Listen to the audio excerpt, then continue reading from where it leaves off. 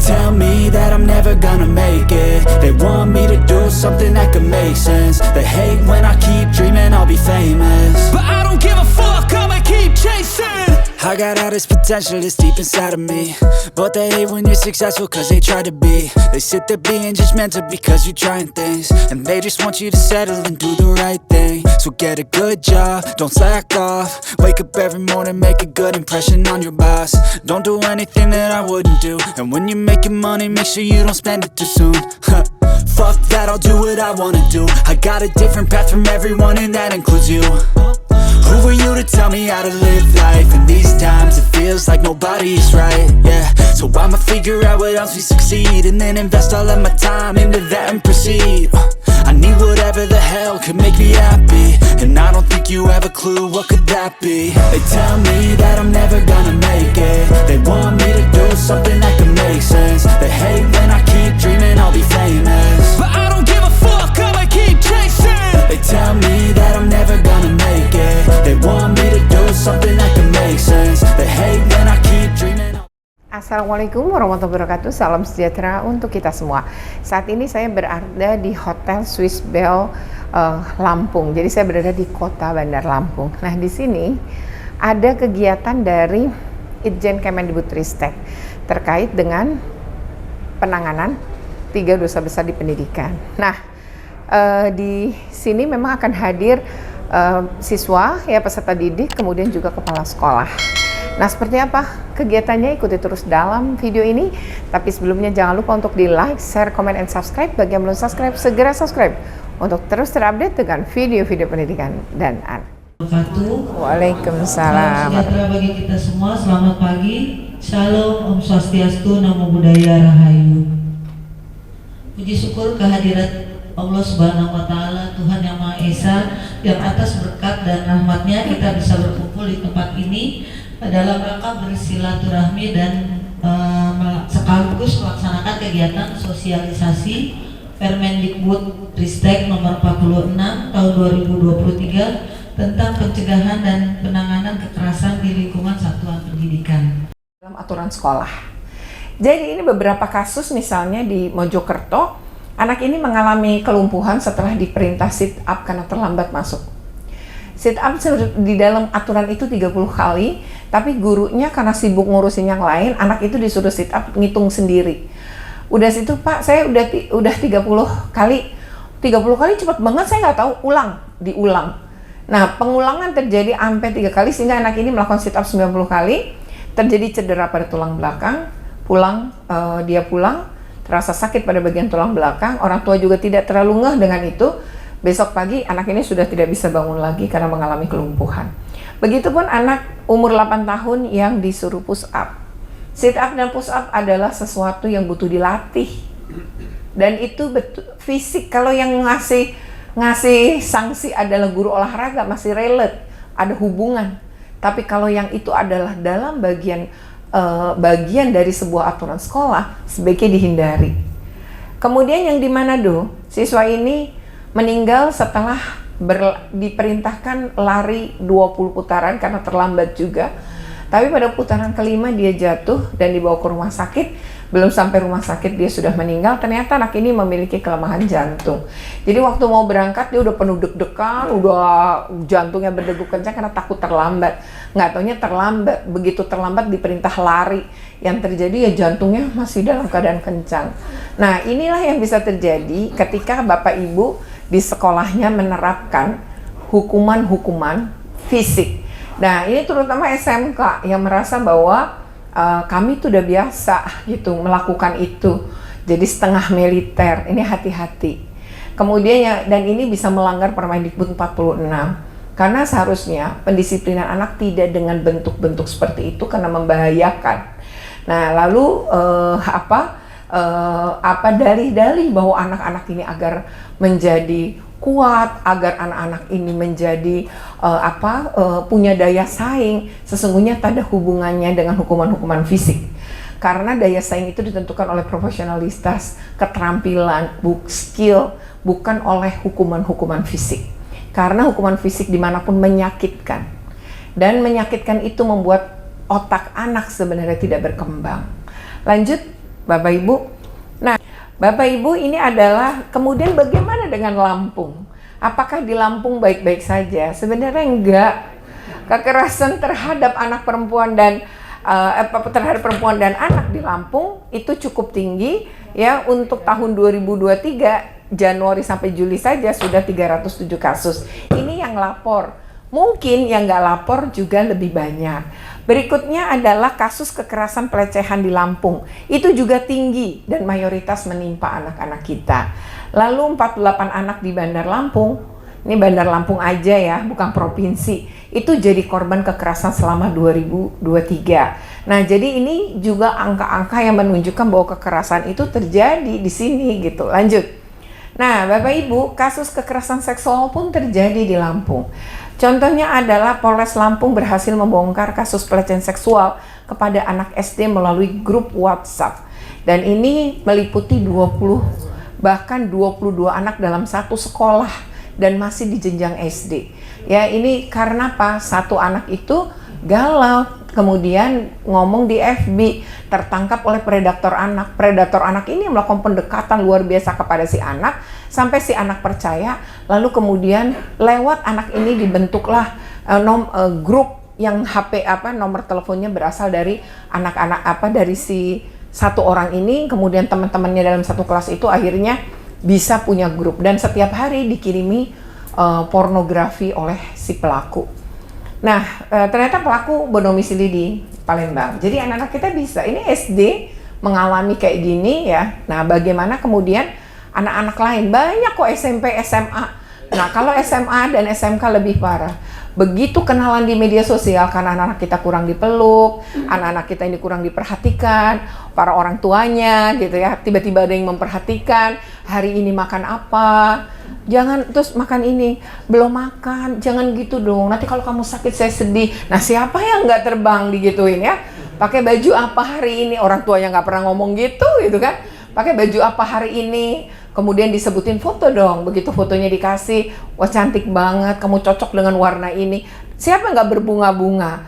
Terus pendekatan, terus lama-lama suruh ngirim foto lengkap, lama-lama nggak pakai jilbab, lama-lama suruh buka pakaian atas, lama-lama nggak usah pakai pakaian. Jadi seperti bertukar, padahal orang ini bukan yang sebenarnya dikirimin foto tadi. Maka setelah pegang semuanya, terjadilah mulai yang disebut dengan ancaman. Ini mau saya sebarkan ke jaringan teman-teman kamu, orang tua kamu. Nah, itu mulailah si orang ini ketahuan aslinya. Lalu syaratnya tidak disebarkan gimana? Saya kirimkan video, kamu bikin video seperti ini. Nah, videonya adalah video masturbasi, lalu nanti dikirim, nggak akan cukup satu, nanti akan terus, bahkan dia diminta live, jadi streaming. Nah, itu terjadi pada anak kita. Anak-anak kita akan memilih diam karena takut, malu, bingung, dan itu kasusnya menimpa anak-anak SMP, SMA, dan SMK. Beberapa kasus ketemu darat, setelah ketemu diajak ke sebuah tempat, ternyata di apartemen, di sana disekap, kemudian diperkosa, dan saat diperkosa direkam, lalu kemudian dia boleh pulang. Tapi ini rekaman ada di itu sebagai alat ancam. Berikutnya, si anak korban akan dimasukkan ke dalam meja dan akan diperjualbelikan. Di dalam kamar itu, jendela dunianya ada bernama internet. Kalau kita tidak pernah mendampingi, mengedukasi, mengawasi, ya anak kita bisa jadi korban. Begitupun murid-murid Bapak Ibu. Berikutnya 12 siswi 12 siswi SMP di Lampung hamil bersamaan. Ternyata ini satu sekolah, mereka bentuk grup ya. Grupnya adalah bertukar-tukar video-video porno, laki-laki maupun perempuan pasti nyoba. Nah, sehingga di grup itu laki dan perempuan rame-rame, dan akhirnya karena mencoba dan nggak tahu resiko-resiko dari melakukan hubungan seksual sebelum waktunya, maka anak-anak ini kemudian ada yang hamil, dan hamilnya barengan kan 12, masih anak SMP. Lanjut.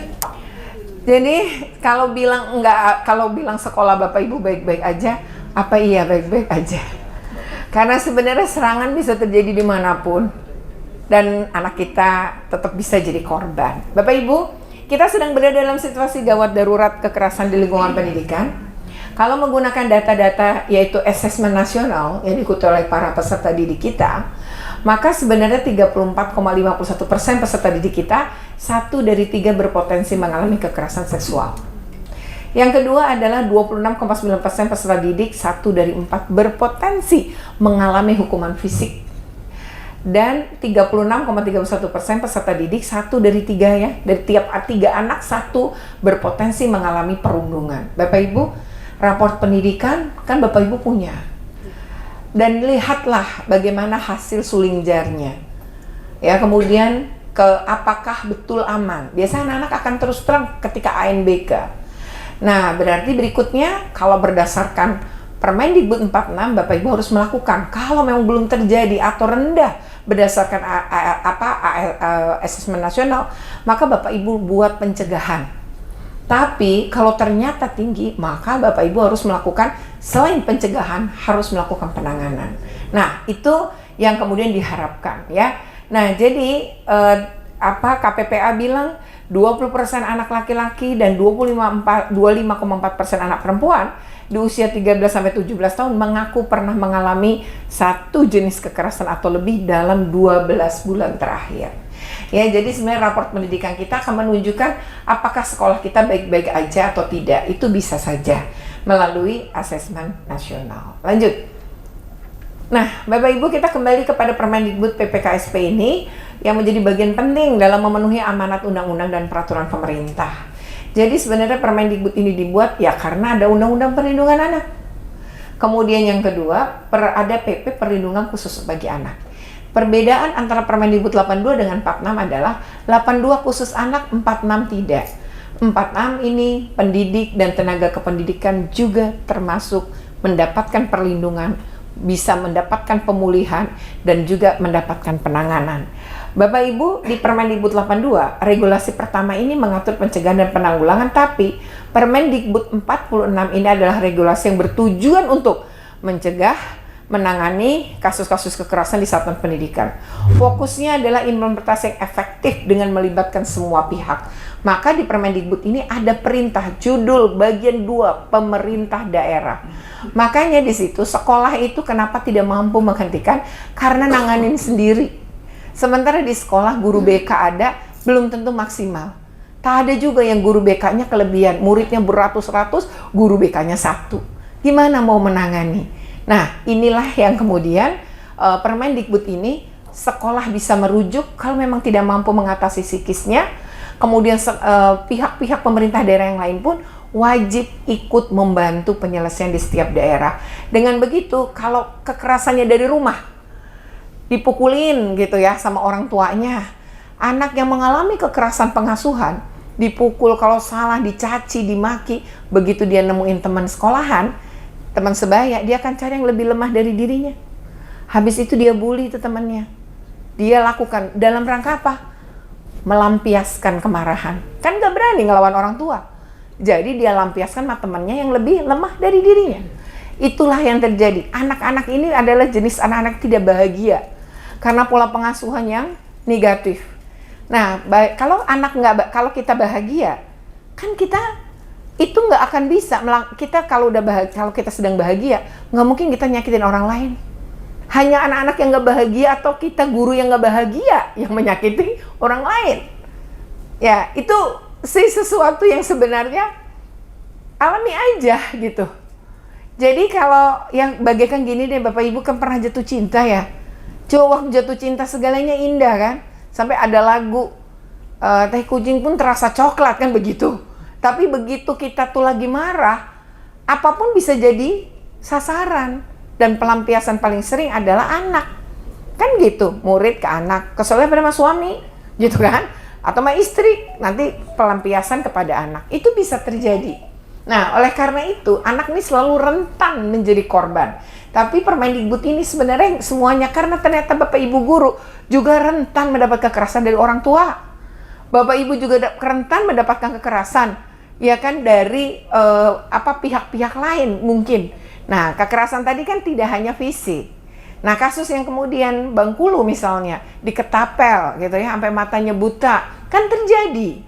Misalnya, nah ini yang kemudian oleh Permendikbud ini akan diatur, dijamin. Oke, lanjut. Bapak Ibu, kalau kita berbicara Permendikbud ini nanti materi ini bisa kok Bapak Ibu dapetin gitu ya. Saya mungkin menjelaskan tidak mungkin juga total secara rinci, kita kan nanti bisa tanya jawab ya. Nah Bapak Ibu, Permendikbud PPKSDP itu tujuannya kan menciptakan lingkungan pendidikan yang aman dan nyaman. Nah sebenarnya siapa sih sasarannya gitu ya. Jadi ini dibedain Bapak Ibu, Permendikbud 82 dengan Permendikbud 46. Kalau kita berbicara sasaran, kalau Permendikbud 82 cuma murid, tapi kalau Permendikbud 46 tidak. Semua tenaga kependidikan aja masuk. Ya. Kalau kita bicara definisi bentuk-bentuk kekerasan, belum didefinisi dengan baik di 82. Tapi di Permendikbud Ristek 46 didefinisikan dengan baik. Bahkan kekerasan seksual itu ada 23. Kayak apa sih sebenarnya? Guru olahraga megang murid boleh nggak? Ya boleh, tapi megang yang mana? Kalau misalnya ngajarin star, lari, nih kamu agak nunduk nih, punggungnya ditekan, kayak boleh. Tapi kalau memegang yang lain, terutama bagian-bagian yang intim, kan nggak boleh gitu. Jadi ada bagian, bahkan di dalam Permendikbud ini, kata-kata bisa, misalnya ngerendahin. Kok kamu montok banget, itu saja nggak boleh Bapak Ibu. Si guru mengeluarkan kata-kata itu kepada muridnya gitu ya. Kemudian tim dan satuan tugas atau misalnya murid yang lain kan suka dulu sweet cewek gitu ya. Nah itu pun juga sebenarnya kalau yang korban nggak bisa nerima, dia bisa menyatakan. Jadi gini ya, prinsipnya pembulian itu Bapak Ibu, satu, berulang. Jadi tiap ketemu kita ngomong hal yang sama. Misalnya gini, kita gendut, fakta tuh. Tapi kalau kita tiap ketemu kita, ibu gembrot, apa kabar? Kita juga tersinggung kan? Betul nggak sih? Terus kita kurus nih. Terus tiap ketemu kita, gini, triplek. Murid kita kurus. Si triplek, kemarin nggak masuk ya? Gitu. Ngomongnya triplek setiap ketemu, karena dia tipis banget gitu, kurus. Kita kan nggak suka tetap. Jadi sesuatu, jangan gini, kamu kok kayak gitu? Ya saya mau bercanda, dia aja Bu baperan. Nggak bisa begitu. Jadi Bapak Ibu, yang disebut dengan bully adalah yang menentukan korban. Kalau korban ngadu, artinya bully, dia nggak terima. Bukan bercanda. Bully itu bukan bercanda. Bercanda tuh gini Bapak Ibu.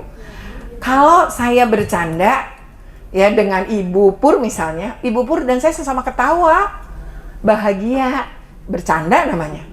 Tapi kalau Bu Pur tersakiti, saya ketawa-ketawa, ya bukan bercanda. Betul nggak? Itu bully jatuhnya, karena Bu Purnya tersakiti. Ini orang yang super sibuk, jamnya banyak. Wakil kepala sekolah juga, misalnya karena kekurangan guru, dia ngajarnya banyak, padahal harusnya cuma 12 jam kan. Wah, misalnya kayak gitu nih, ya jangan dipilih yang kayak gitu. Walau dia memenuhi syarat, nggak pernah ngelakuin kekerasan, nggak pernah dihukum, ya jangan, dia sibuk nanti nggak keurus. Cari yang, ya jangan yang nganggur-nganggur banget gitu, tapi yang penting dia punya kapasitas menurut Bapak Ibu menangani ini. Punya mengerti tentang perkembangan psikologi anak, nggak pernah ya kayak yang proses kayak gitu, coba cari gitu ya Bapak Ibu. Beban tugasnya pertimbangkan, jangan orang yang udah super sibuk Bapak Ibu pasang. Oke, berikutnya, jika tidak cukup dapat menambahkan perwakilan tenaga administrasi. Ingat, TU atau tenaga kependidikan boleh. PNS, apa harus PNS? Harus P3K? Enggak. Honorer boleh, semua boleh, dia guru. Tapi kalau udah nggak ada guru yang menurut Bapak Ibu nih, aduh kayaknya saya nggak bisa nih, boleh nggak? TU boleh, ya. Oke. Penunjukan anggota, Kepala Satuan Pendidikan menunjuk unsur keanggotaan. Tadi syaratnya ini disebutin di dalam Permendikbud Bapak Ibu. Tadi saya sudah sebutin ya syarat-syaratnya Bapak Ibu ya. Pengangkatan dan penetapan, Kepala Satuan Pendidikan melakukan pengangkatan penetapan pakai SK. Upload SK-nya kemudian di Dapodik. Alur ya. Next. Nah ini Satgas. Kalau Satgas mungkin ini kan tidak ini ya Bu, bukan dinas pendidikan, bukan. Jadi menurut saya untuk Satgas mungkin tidak perlu kita, tapi Bapak Ibu perlu tahu, Satgas adalah rekan kerja Bapak Ibu, di mana ketika Bapak Ibu butuh dinas PPA, butuh dinas sosial, butuh itu, Satgas lah yang menghubungkan. Koordinasi. Nanti mereka menghubungkan, kan mereka ada di dalam Satgas. Mereka sering koordinasi dan membantu sekolah. Jadi itu nanti kalau udah nanganin dan butuh tindak lanjut dan lain-lain, berkoordinasilah dengan Satgas. Nanti Satgas akan membantu Bapak Ibu. Kira-kira seperti itu. Ini Satgas saya nggak perlu bahas, next. Ya, ini alurnya sama, next. Kita lewatin. Pelaporan pembentukan TTPK dan Satgas. Nah, jadi gini. Bagaimana tahap pengisian data TPPK dan Satgas? Saya bahas yang TPPK aja ya. Mengisi nama anggota TPK di Dapodik, mengunggah dokumen SK di portal PPKSP, ya jadi portalnya, melihat rekapitulasi isian di dashboard portal PPKSP. Ini tahulah operator Bapak Ibu. Lanjut. Yang Satgas nggak saya sebut ya, untuk karena nggak tepat audiensnya. Jika ada laporan kekerasan, TPPK dan Satuan Tugas melakukan penanganan kekerasan dan memastikan pemulihan korban. Jadi kalau untuk anak-anak, pelaku juga harus dipulihkan. Pelaku, korban, dan saksi. Ya, ini penerimaan laporan. Jadi ini udah rinci, surat tertulis, apakah lewat telepon. Sebaiknya Bapak Ibu membuka portal pengaduan itu tidak cuma ruangan, karena si pelaku akan ngelihat korban yang ngelapor. Sehingga korban nggak akan ngelapor kalau bentuknya ruangan. Dia akan diancam berikutnya. Tapi bukalah bentuk online. Misalnya dengan cara, Bapak Ibu sekarang tuh ada bisa scan kan. Jadi gini, Anda butuh mengadu sesuatu, Anda korban butuh pengaduan atau saksi, dia bisa scan barcode itu, nanti muncul tuh nama keterangan yang harus dia isi, terus ada kronologi siapa yang dia laporin, kronologinya seperti apa. Nah itu ada, jadi bikin aja begitu. Otomatis Bapak Ibu tidak perlu membuka atau punya handphone tersendiri, tapi bisa lewat. Jadi anak-anak scan terus ngisi, di scan barcode-nya muncul kan apa yang mau Anda adukan, tulis, dan bisa dilakukan di rumah, di kamarnya. Begitu Bapak Ibu, paham ya? Jadi bikin online-nya.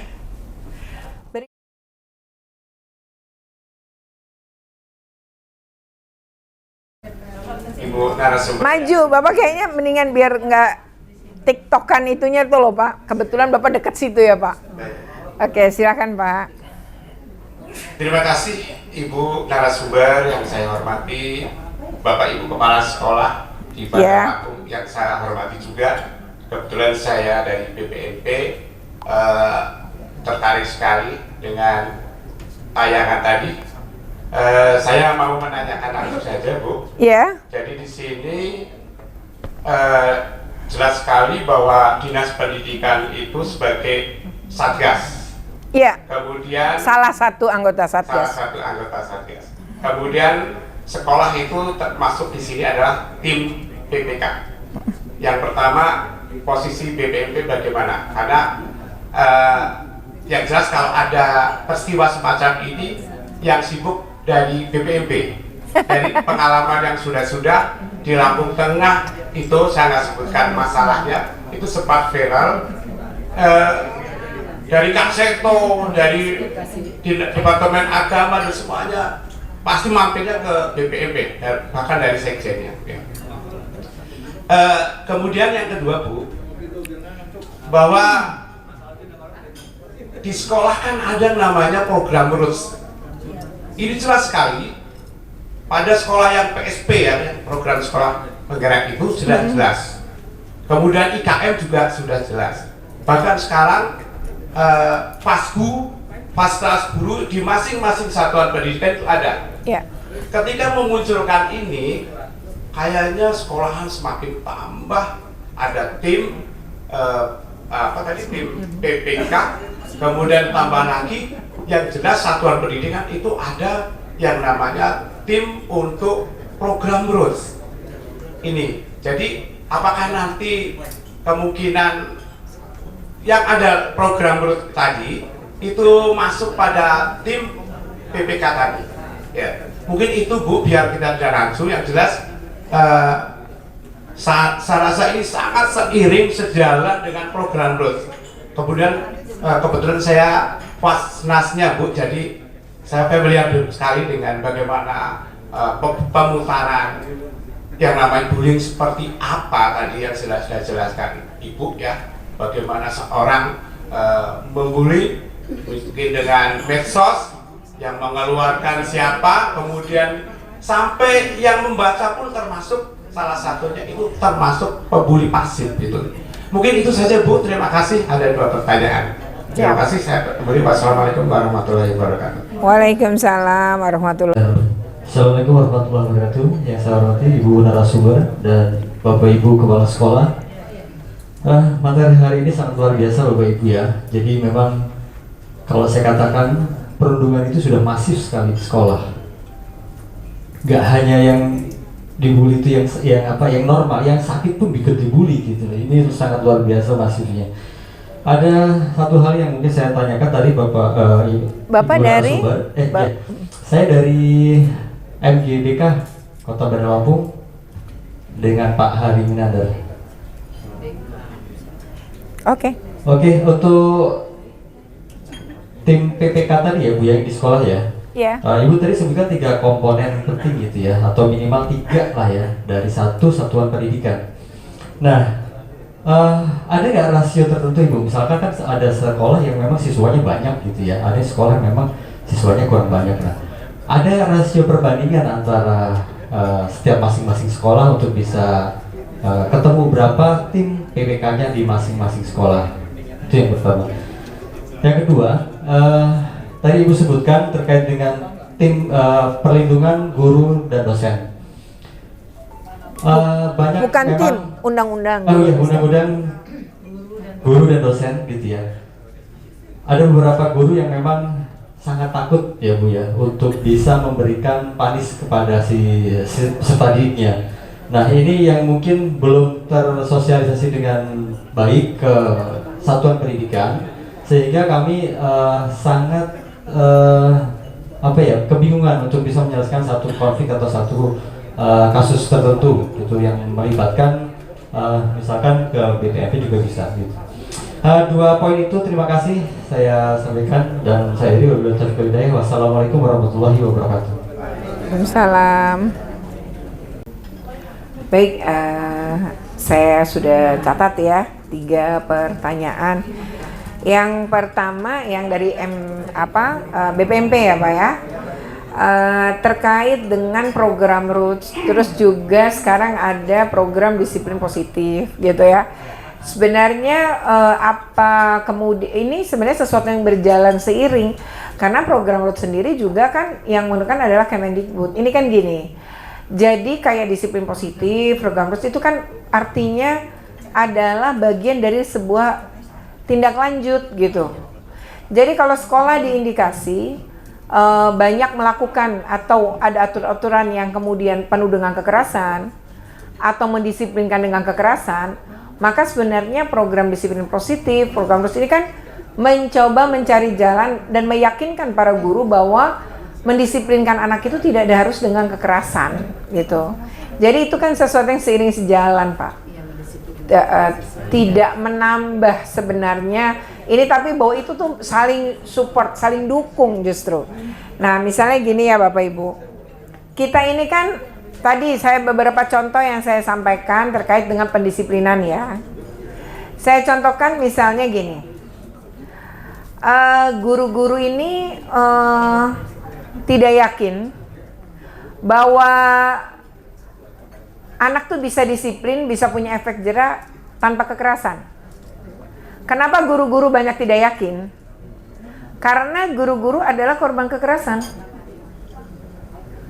Karena masa lalu Bapak Ibu, maka Bapak Ibu melakukan tindakan di masa sekarang sesuai masa lalu gitu. Jadi dulu tuh ketika kita di sekolah, zaman saya sekolah mah anak ditendang, nggak apa-apa, ditampar Nggak apa-apa. Kalau anak itu ngadu, tadi saya ditampar sama guru saya, kamu ngelakuin kesalahan apa? Begini, ya udah betul gurumu, malah ditambahin. Jadi itu semuanya memang penuh kekerasan gitu. Anak itu akhirnya punya anak tuh, nikah, punya anak, ngelakuin kekerasan juga karena yang dia tahu itu. Gurunya mendisiplinkan dengan kekerasan, orang tuanya mendisiplinkan dengan kekerasan. Oh begini ya cara memperlakukan anak-anak. Oh begini ya cara mendisiplinkan, kan gitu. Coba Bapak Ibu pikirkan deh. Kak, Bapak Ibu kan punya anak. Waktu anak Bapak Ibu tuh masih dalam tumbuh, masih SD, SMP, Bapak Ibu kalau habis menghukum dia, memaki dia atau memukul dia, ada nggak perasaan menyesal? Pasti menyesal. Kenapa Bapak Ibu merasa menyesal tapi terus diulang lagi? Karena Bapak Ibu belum sembuh dari masa lalu. Bapak Ibu tuh marah dengan masa lalu, tapi Bapak Ibu melampiaskan kepada orang yang gak bersalah, anak-anak kita. Emang dia salah apa sama masa lalu Bapak Ibunya? Tapi dia yang menanggung rasa sakit Bapak Ibu, yang diperlakukan kekerasan pada saat di sekolah, pada saat di rumah, lalu melampiaskannya kepada anak-anak yang gak bersalah. Anak-anak ini akhirnya meniru, karena anak tuh belajar. Oh gini ya, dia tuh belajar orang dewasa, bukan diwariskan. Sebenarnya tidak tepat diwariskan kekerasan. Lebih tepat adalah Bapak Ibu sedang mengajarkan kekerasan pada anak-anak ketika melakukan kekerasan. Itu saja sih prinsipnya. Jadi Bapak Ibu, saya juga anak tentara. Saya juga mengalami kekerasan-kekerasan yang sama. Waktu saya masih SMA kan saya juga tidak ada undang-undang perlindungan anak. Lalu ketika saya menjadi komisioner KPAI, itu ketika saya udah sembuh dari masa lalu saya. Coba bayangkan Bapak Ibu, saya nih ya pernah, saya juga ngalamin, tapi ibu saya itu lebih lemah dari ayah saya kan. Ayah saya itu tentara, ibu saya ibu rumah tangga. Sampai kakak saya itu bersaudara, nih ya betapa nih hidup di negeri yang penuh dengan tadi ya banyak hal. Tapi ini saya lagi nggak bicara kekerasan untuk ibu saya, karena ibu saya itu mungkin ngelakuin kekerasan karena pelampiasan juga mengalami kekerasan dari ayah saya kan begitu. Pada satu hari, saya itu mencoba bicara sama ibu saya setelah saya punya anak. Karena saya itu merasa ibu saya tidak memperlakukan saya secara adil sejak saya masih kecil. Saya punya kakak, satu, sakit-sakitan dari lahir kena asma dan hampir meninggal. Lalu lahirlah saya. Saya yang berbeda dengan kakak saya yang sangat sehat. Lalu lahirlah adik saya laki-laki. Kakak saya perempuan, adik saya laki-laki. Jadi saya di tengah. Adik saya karena satu-satunya laki-laki dan bungsu, penuh dengan kasih sayang. Kakak saya karena sakit-sakitan penuh dengan kasih sayang. Saya merasa tidak disayang. Pernah satu hari yang saya ingat sampai hari ini. Ini maksud saya gini. Ini kekerasan pada anak meskipun tidak mukul. Psikis saya kena. Satu hari saya mau persami. Saya ingat betul masih SD.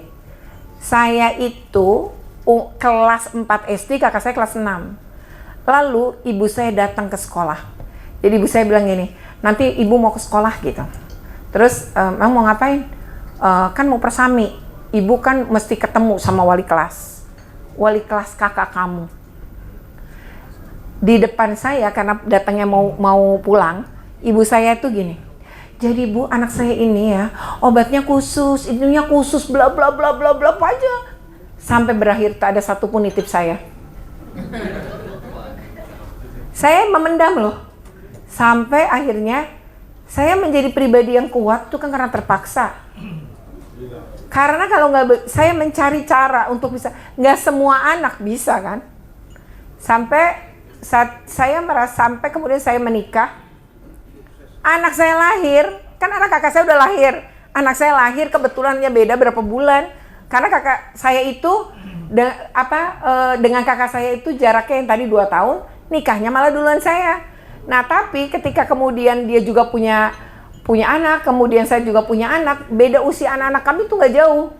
Tapi ya ampun, begitu anak kakak saya itu kok sama ya, cucu saya pun diperbedain kayak saya gitu. Saat itulah saya tidak terima. Lalu saya ngomong ke ibu saya. Di saat ibu saya itu sudah tua ya. Saya menikah umur 23 gitu. Jadi saya bilang sama ibu saya, Ibu, ibu tahu nggak, kalau saya terus merasa tuh tidak disayang. Terus dia bingung, nggak disayang bagaimana? Dia ngerasa nyayang saya, padahal saya nggak merasa disayang. Dia melakukan diskriminasi sepanjang hidup saya dengan dia gitu. Saya nggak terima gitu. Nah, saya tuh bilang untuk pertama kalinya, Ibu tahu nggak, saya itu merasa tersakiti. Sampai anak-anak saya lahir pun ibu melakukan itu. Tahu nggak ibu saya ngomong gini dengan entengnya? Kamu itu lahir ya, dari lahir kamu tuh sehat, kuat, pinter, kamu tuh nggak butuh ibu.